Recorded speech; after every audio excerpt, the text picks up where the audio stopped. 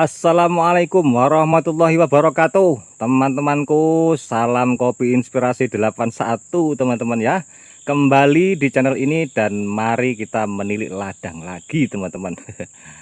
Baik teman-teman, 4 bulan lebih ya kami mengalami kemarau dan Anda bisa lihat di depan itu meski buahnya banyak tapi kanan kiri Anda bisa lihat ada pelepah yang mengering ya, terutama pelepah bagian bawah ya teman-teman ya.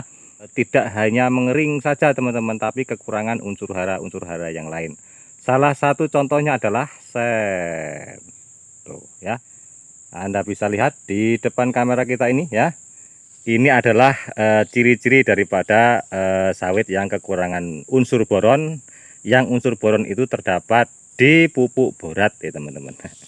Beginilah keadaannya. Nah ya seperti ini teman-teman ciri-cirinya, seperti keris ya. Nah ini sudah pelepah yang bagian kering ya. Namun bagian atas tidak teman-teman ya. Bagian atas kelihatan masih subur dan tidak berliku-liku seperti bagian bawah ya. Nah, tapi hari ini saya sangat bangga sekali teman-teman. Saya sangat senang sekali walaupun di sini kelihatan mengeris seperti ini kekurangan unsur boron, tapi alhamdulillah ini pelepah bagian bawah teman-teman. Ada yang lebih spesial untuk hari ini yaitu tadi malam itu ada hujan deras. Nah, teman-teman, tanah saya ini sekarang lembab teman-teman. Ya. Mantap. Sebenarnya ini yang mau saya shoot teman-teman ya untuk kali ini. Nah, kelihatan di bawah sini kohe yang saya berikan teman-teman ini basah. Nah seperti ini ya. Coba kita korek ya pakai sepatu teman-teman sampai di mana basahnya. Wah, ternyata bagian bawahnya kohe ini masih kering teman-teman ya. Kemarin itu sudah hujan, dibalas tadi malam juga hujan ya, tapi ternyata masih tidak tembus di kohe bagian bawah. Nah ya, saking keringnya kemarin teman-teman ya, saking keringnya. Padahal tanahnya ini lembab teman-teman, lumayan lembab nih tanahnya. Nah ya, lumayan lembab. Ini tidak kering kerontang seperti biasanya. Ini lumayan lembab, coba Anda lihat ya. Nah oke, tapi tidak tembus teman-teman. Nah ya, oke. Nah berarti memang perlu hujan berkali-kali teman-teman untuk bisa menembus ini ya. Ini contohnya juga untuk apa, vertiposnya juga masih ada, tapi dia sudah lembut, bisa hancur seperti ini kan kena hujan sudah teman-teman. Tuh ya, sudah mulai hancur ya. Saya yakin ini terendam air pun ya, terendam air pun bisa jadi dia masih bulat-bulat walaupun dia empuk, tapi belum habis seperti itu ya, karena vertipos itu memang tidak mudah larut ya. Nah itu, nah coba kita lihat yang ini, kelihatannya ini sangat basah sekali teman-teman. Apakah juga sama? Oh ini putih, tapi ini bukan berarti kering teman-teman. Ini putih bukan berarti kering, ini putih-putih jamur ya, putih-putih jamur, dan ini airnya sampai ke bawah ya. Nah ini airnya masih ada yang menggenang seperti ini. Nah ya, kalau sudah ada tanda-tanda air menggenang begini, ini sudah suplai air sudah lumayan ya. Oke, nah termasuk itu, nah mengelilingi ini airnya ya. Wah keren teman-teman. Ini mungkin walaupun di situ air, nggak tahu di sininya apakah ini kering juga bagian bawah. Nah sama teman-teman, bagian bawahnya ini juga masih agak kering ya.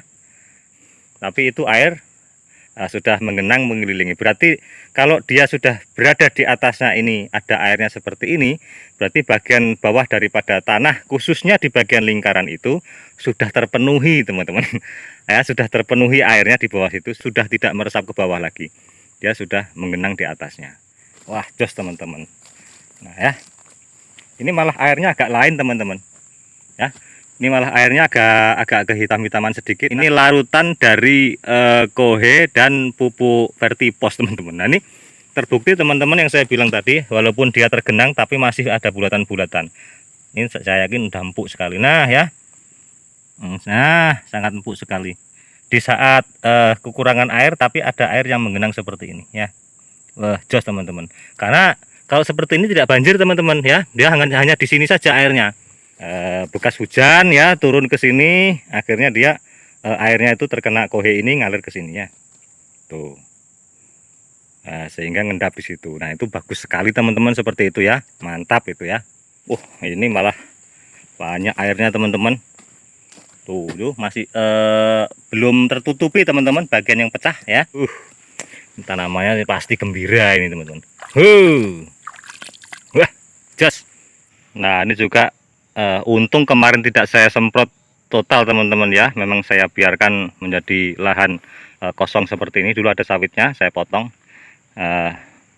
Kemudian menjadi lahan kosong. Saya biarkan seperti ini memang. Nah, apalagi seperti ini teman-teman, ini pasti bawahnya juga kering ini. Dia berada di bagian gulu dan bagian atas ya. Coba kita buka teman-teman. Nah ya, masih kering. Kalau kita lihat banyak aktivitas hewan di bawah ini teman-teman ya. Tuh, banyak hewan-hewan.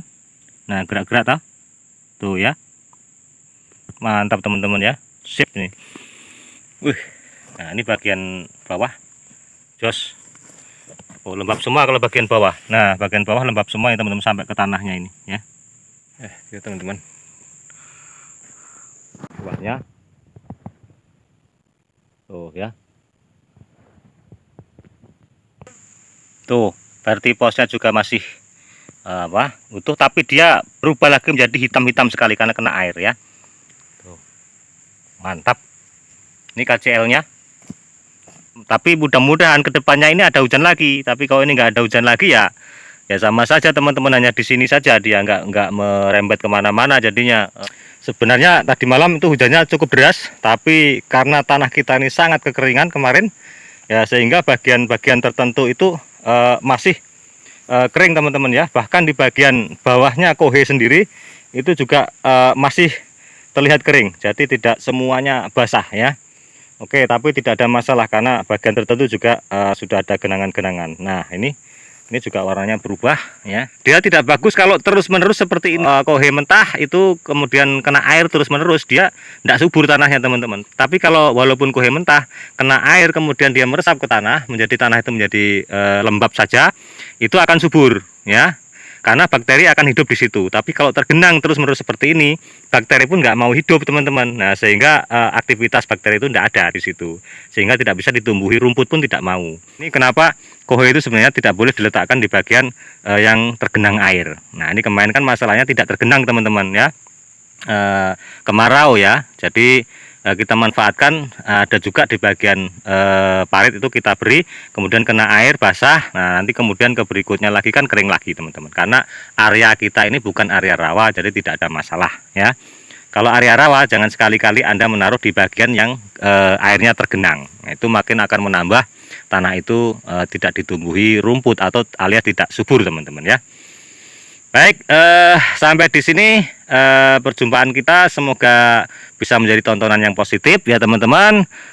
Share video yang bermanfaat saja buat teman-teman. Wabillahi taufik wal hidayah, mohon maaf atas segala kekurangan. Assalamualaikum warahmatullahi wabarakatuh.